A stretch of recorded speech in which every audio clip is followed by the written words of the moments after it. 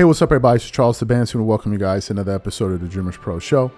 We cover everything from sports, hot topics, classic debates, entertainment, and we give you guys a fresh perspective on things and how we see them. And today we have a very, very serious show in store for you guys. But before we get into it, please make sure you like the video and subscribe to the channel. This is a very serious one. As you guys know, Bronny James went out there and played another game. I think yesterday he attempted only 3 field goals. And he only scored 3 points. It was another bad outing, right? But the way he's being marketed or promoted, you would think that he's the best player in the world, or at least the best player in the draft, right? He is getting that level of attention in Summer League. And it's causing a lot of people to question why that is. For a player that's the 55th pick, why is he garnering so much attention? Yesterday, we put up a post on our channel, and there are a lot of people that have been kind of misinterpreting our position here at Dreamers Pro on Bronny James. I think these are LeBron fans who are being willfully ignorant to the obvious points that we're trying to make. Here's what I posted yesterday on our channel. I said, the people that deserve the blame for the Bronny scrutiny are LeBron James when he opened his big mouth and said he's better than NBA players, and the media for constantly promoting a player that is not good. Those are the ones to blame. LeBron's big mouth and the media. And for what? For effing narratives. Great job. I want to expand on my position here and really get into the nitty-gritty of what I personally believe is going on here, and why I believe that the biggest loser in all of this is Bronny James. Let me explain why we're here. Because some people have been asking the question, why are we talking about Bronny James? Why are we spending so much time discussing Bronny James? The answer is very simple. It's a simple one. But you have certain people out there that are playing the willfully ignorant game. They want to act like they don't understand what's going on here. And some people are trying to take this conversation into various directions. Some people are trying to take it to the race card. Some people are trying to take it to the parenting card, or you don't support black parents. All kind of nonsense. Here are the facts. These are the facts. Before Bronny was drafted into the NBA, before he came into the NBA, before he was picked up by the Lakers, however you want to view it, LeBron on multiple occasions, LeBron James, his father, on multiple occasions, publicly stated that Bronny James could play in the NBA right now. He also stated that Bronny James was better than some NBA players. And I think he also said he could play on the Lakers right now, which is insanely disrespectful to the players that are on the roster, that were on the Lakers roster. So LeBron, who's the face of the NBA, is going out there waving his pom-pom saying, Bronny James is a fantastic player. He's good enough to be an NBA player. So the media then says, well, damn, LeBron is saying that this guy is going to be good enough to be an NBA player. So LeBron must be onto something. LeBron must see something. And therefore, that must mean Bronny James is going to be good. So what are we going to do? We're going to talk about him. We're going to talk about him. We're going to talk about him. We're going to talk about him. Because number one, LeBron says so. Number two, is going to make money. Then the Lakers then decide to say, you know what? And Rob Pelinka, the general manager, already admitted this, that, you know what? We're going to draft Bronny because we want to be the organization that goes out there and makes history. We want to be the organization that says we're the first team to have a father and son duo, where the Lakers basically exposed that the only reason that they drafted Bronny was basically for storylines and clicks. Now, for those of you who don't believe me and feel like the Lakers drafted him for some other reason, maybe because of his talent, we want to play exactly what Rob Pelinka had to say about why the Lakers drafted Bronny right now, and then we're going to continue on. Take a listen to that there. I think about the Los Angeles Lakers. I think about, a franchise where basketball history just sort of unfolds and takes place. I mean, if you think back to the origins of the game of basketball and Dr. Naismith and Peach Basket and all that's emanated from the invention of the game. And you think that in the history of the NBA, there's never been a father and a son that have shared an NBA basketball court.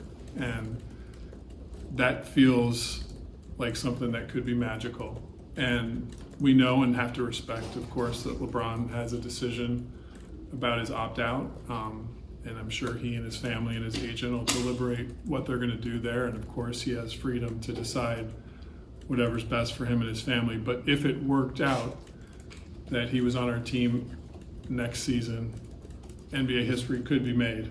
And NBA history should be made in a Lakers uniform. So that's just sort of globally how we feel about the draft moment. But more important than that is to talk about Bronny James as a basketball player, because this is his day, and he was the one selected with the 55th pick.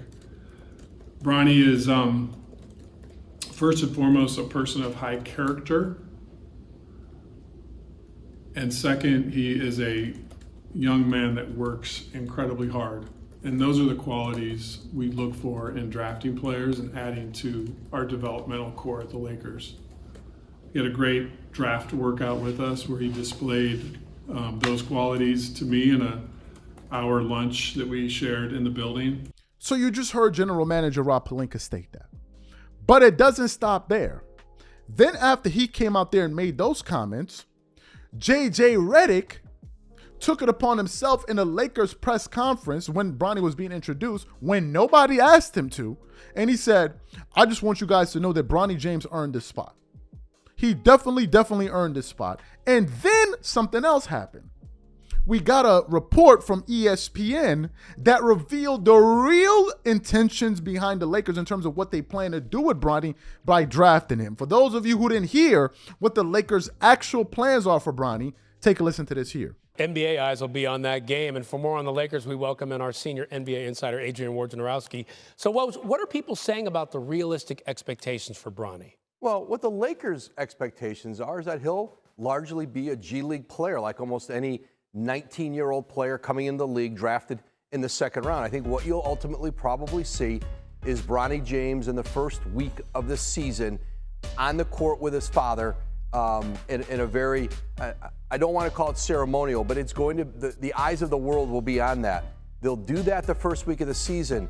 But there's no expectation Bronny James is going to be in the Lakers rotation. He'll spend a lot of his time playing with their G League team, which shares a practice facility with the Lakers. Okay, so maybe get the father-son moment out of the way, and then it's on to development. So his father, meanwhile, that's what now we talk about. He opted out of his contract. He's expected to stay a Laker. What do we think his new deal is going to look like? It's very likely going to look like a max deal, whether that's 2 years, 3 years, whether it has trade veto power in it is still something they're working out. But if LeBron James talked about perhaps taking less money if this Laker team would be able to land a player of impact at their mid-level exception. But he was going to have to take at least $20 million less to do that. I don't anticipate that. That kind of player simply isn't out in the marketplace for the Lakers. Yeah, and could you imagine even taking $20 million on a contract? I know people say, oh, it's LeBron, why not? But look, nobody wants to do that. So what else do you expect from the Lakers, or what do you expect them to do this offseason? I think a lot of their moves and what's left are going to be minimum contracts, are going to be some moves on the edges, but there's not a dramatic deal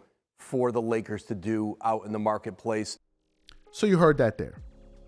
Their plan is to bring Bronny on the roster, have him play about for a week or so, then they're going to have the father and son moment, and then they're going to send him back to the G League. So basically, they're using Bronny James as a prop. LeBron is using him as a prop. The media are using him for views. And people are out there confused as to, well, we never spoke about another 55th pick, so why are we talking about him now? Because they keep promoting him. I was just listening to a segment on Undisputed with Keyshawn Johnson and Skip Bayless basically twerking it up all over the table, knocking over each other's drinks. They almost knocked over Paul Pierce trying to reach for those a jar of honey to rub it on each other. Talking about, well, I can see. Skip Bayless even said, you know what? Bronny James is not a good summer league player. He's not meant for the summer league. Do you know where Bronny's meant? He's meant for the NBA. And summer league won't really show you just how good of a player he is. He needs to be on what kind of sense does that make to you? What kind of sense does that make? If you take NBA level players and you put them in the summer league, they're going to destroy the league. They're going to destroy.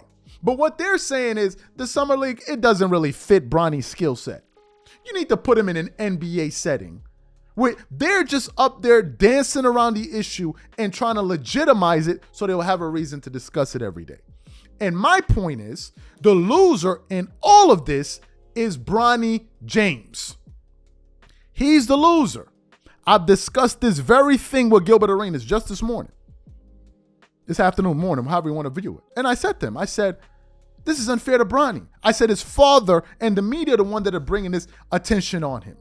And he's the one that's going to lose out on all of it. And I don't even think Gilbert Arenas deserves he should be drafted. I don't even think he believes it.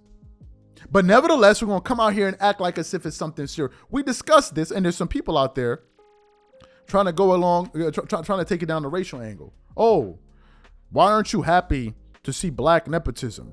I mean, white folks do it. What this got to do with white folks? What this got to do with white folks? Is it a tit for tat? So white people go around using weapons on people and taking them off the earth. We got to do it too. Well, white folks did it. Is that how you live your life? If white folks do that, we got to do it. Is that how you conduct your life?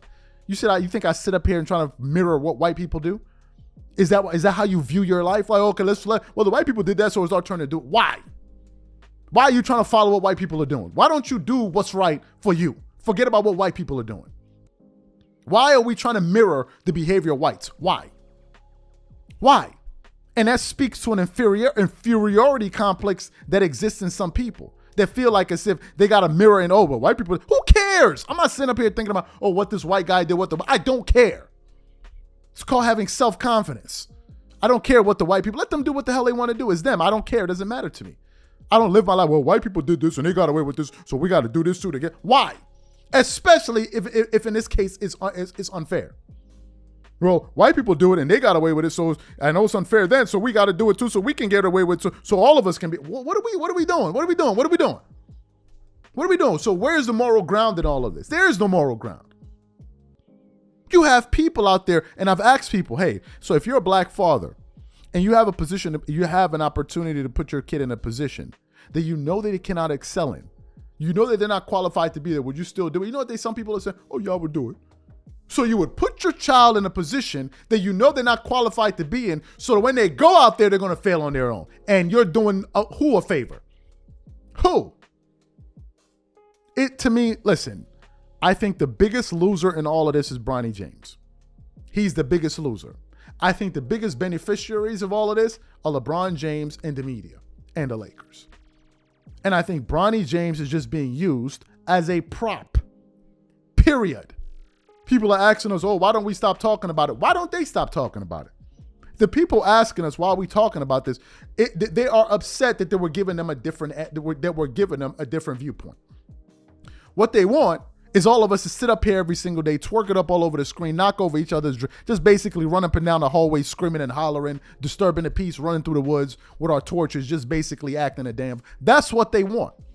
Slapping each other with honey. That's what they want. They don't want another view. They don't want somebody to say, but wait a minute, that was a bad performance. They don't want that. What they want is people on TV twerking it up all day long, saying what they want to hear. That's all they want. No. The reason the answer is no is because we went at all the other players that came into the NBA, didn't we? So why should Bronny be different? When it came time for other number one draft picks, let's look at Kwame Brown. I didn't hear none of you people running around talking about when they were trashing Kwame Brown for all of those years. He was an 18, 19-year-old out of high school. And they were trashing. And Kwame had nowhere near the resources or connections that Bronny James had. And people were trashing Kwame Brown. Oh, he can't play. Yeah. As a matter of fact, y'all were hyping up people like Stephen A. Smith who were doing it. So what happened to protecting the black kid? Let's figure it out. If you people were so concerned with protecting black kids, where were you? Bunch of hypocrites. I said it in the other show, and I'm going to say it again. What people are protecting here is elitist. It's elitist. It's an elitist mindset. You have sheep running around protecting the elite. It is okay to talk about every single player except Bronny. He's off limits. Why? Because he's LeBron's son. Don't you know he's special? Don't you know his father's a billionaire? Lay off of him. But everybody else, let's talk about all of them. Let's talk about why this player is trash. Let's talk about why that player is trash. Let's talk about this guy. Let's talk about that guy. Bronny will be in his 20s and people will be saying the same thing. Why are we talking about Bronny James for? Why are we targeting him? Why are we targeting this guy? Meanwhile, we go at every other player in the NBA. We go at every other player. People are up here trying to defend elites, which they will never be. This is how far we have fallen as a society. You have people defending unfairness.